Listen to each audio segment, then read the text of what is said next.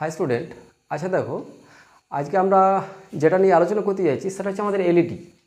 এটা ইম্পর্ট্যান্ট এবং ইন্টারেস্টিং। শুরু থেকে শেষ পর্যন্ত মন দিয়ে একটু দেখো।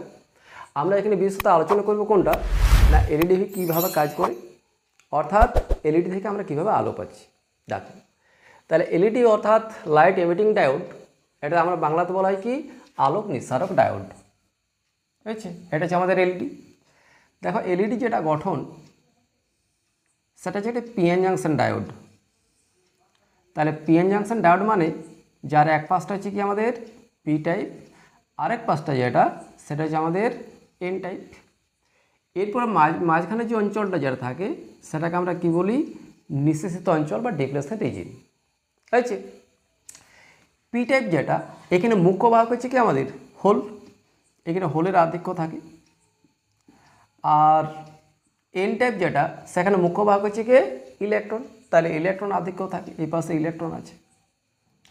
যখনই একটা পি টাইপ এবং একটা এন টাইপ জুড়ে দেওয়া হয় সেক্ষেত্রে কী হবে বলতো, এই ইলেকট্রন কিছু সংখ্যক এই পাশে চলে আসে আর এই পাশে কিছু হোল চলে যায়। তাহলে এই পাশটা যেটা যেহেতু ইলেকট্রন কমে যাচ্ছে তাহলে এই পাশটা কী হবে পজিটিভ, আর এই পাশটা যেটা সেটা কী হয়ে গেল আমাদের নেগেটিভ হয়ে গেল। এরপরে আমরা কি করছি দেখো, এটাকে যদি আমরা ফরওয়ার্ড বায়াস মানে হচ্ছে কোনটা, যে পি টাইপ ব্যাটারির পজিটিভের সাথে এবং এন টাইপ ব্যাটারির নেগেটিভের সাথে যদি যুক্ত করা হয় তখন যে বায়াসটা তৈরি হয় সেটাকে আমরা বলি কি ফরওয়ার্ড বায়াস। তাহলে এখানে পজিটিভ আছে আর এই পাশে আমাদের নেগেটিভ আছে, এটি যুক্ত হয়ে গেল, তাই তো বায়াসটা কমপ্লিট হয়ে গেল। এরপর এই যে যখন এই প্রবাহ মাত্রা স্টার্ট হয়ে গেল তাহলে ইলেকট্রনগুলো এই পাশে আসবে, তাহলে এই পাশে কিছু ইলেকট্রন চলে এসছে আর এই পাশে যেটা এই পাশে কিছু হোল তৈরি হয়েছে, তাই তো। এরপর এই ইলেকট্রনগুলো যদি হোলে প্রবেশ করে, ইলেকট্রনগুলো যদি হোলে প্রবেশ করে তখন কি হয় না একটি শক্তির শক্তি একটা আমরা কি পাই না শক্তিটা বাইরে নির্গত হয়। যখন এই ইলেকট্রনগুলো হোলে প্রবেশ করে অর্থাৎ সমযোজী বন্ধনে আবদ্ধ হয় তখন ইলেকট্রন কি শক্তি কিছু নিঃসৃত হয়, সেই শক্তিটা আমরা ফোটন রূপে বাইরে পাই। বুঝা গেছে? দেখো সহজভাবে বলি একটু, যে এটা হচ্ছে আমাদের নিউক্লিয়াস, এটা হচ্ছে আমাদের কে কক্ষ, এল কক্ষ, এম কক্ষ এভাবে আছে। এই কে কক্ষ থেকে ইলেকট্রন যখনই এল কক্ষ আসবে এই ইলেকট্রনে কিছু একটা শক্তি না পাইলে পরে এই ইলেকট্রন কিন্তু উচ্চ শক্তি বা হায়ার এনার্জি লেভেলে পৌঁছাতে সেটা পাচ্ছে না। ঠিক আছে, যখন উচ্চ শক্তি সম্পন্ন লেভেলে পৌঁছাচ্ছে এখান থেকে আবার কিছু পরিমাণ শক্তি পাবে সবে আবার হায়ার যে লেভেলে এনার্জিতে পৌঁছাচ্ছে। এই ইলেকট্রনটা যদি আবার এখানে কিছু পরিমাণ শক্তি পায় তখন সেটা বাইরে মুক্ত হয়ে গেল। তাহলে যদি কোনো ইলেকট্রন কোনো কক্ষপথে বর্তমান থাকে তার যে শক্তি এবং মুক্ত ইলেকট্রনের শক্তি দুটার মধ্যে ডিফারেন্স আছে, কার শক্তি বেশি হবে না বাইরে যে মুক্ত অবস্থায় আছে বেশি শক্তি নিয়ে সে নির্গত হয়েছে। ঠিক একই রকমভাবে এই ইলেকট্রনটা যখন কোনো একটা কক্ষপথে আসবে তখন কিছু মাত্র শক্তি এখানে বর্জন করে, হয়ে গেছে, যার জন্য আমরা একটা তরঙ্গ আমরা পাই। যদি নিউ কম্পাঙ্কের তরঙ্গ পাই তার শক্তি হচ্ছে কত এইচ নিউ। তাহলে এই যে ইলেকট্রনটা যখনই একটা হোলে প্রবেশ করছে তাহলে সমযোজী বন্ধনে আবদ্ধ হচ্ছে, যখনই সমযোজী বন্ধনে আবদ্ধ হয়ে গেল তাহলে একটা শক্তি এখান থেকে নিঃসৃত হয়। এরপরে সেই শক্তির কম্পাঙ্ক যদি নিউ হয়, সেই শক্তির কম্পাঙ্ক যদি নিউ হয় তাহলে এইচ নিউ পরিমাণ আমরা শক্তি পাচ্ছি।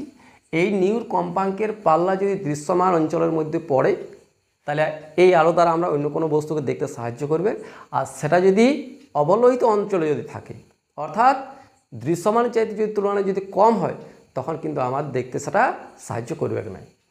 আমরা এইখানে যে ধাতুটা যেটা ব্যবহার করি সেটা হচ্ছে আমাদের গ্যালিয়াম আর্সেনিক। যে ধাতুটা আমরা ব্যবহার করি সেটা হচ্ছে কোনটা গ্যালিয়াম আর্সেনিক।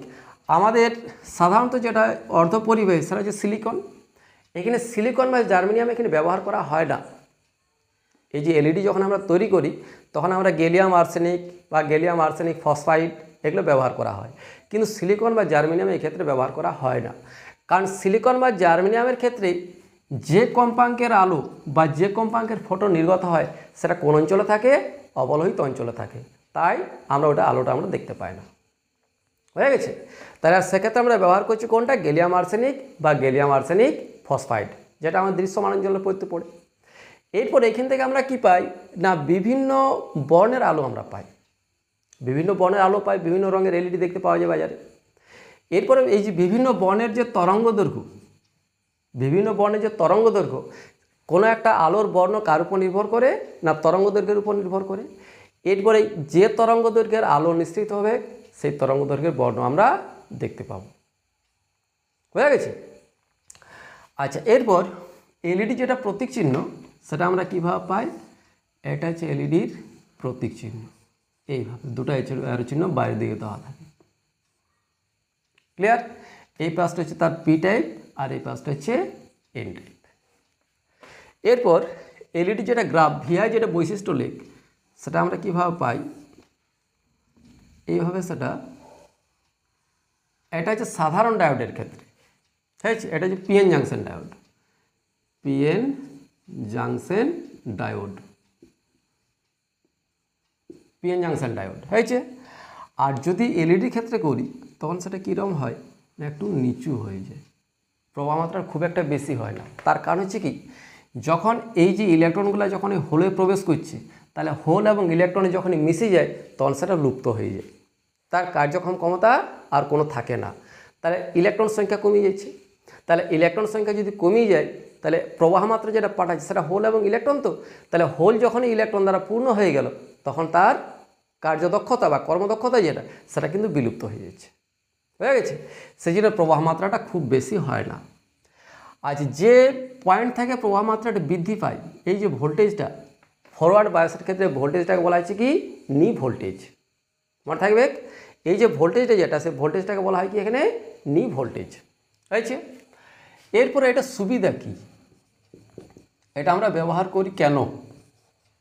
এলইডির এই যে জনপ্রিয়তাটা, সেই জনপ্রিয়তার কারণ হচ্ছে কি, তাহলে এক নম্বর পয়েন্ট হচ্ছে কি না এলইডি আমাদের যে উৎপাদন যে খরচটা যেটা সেটা খুব কম হয়, এটা হচ্ছে খুব কম।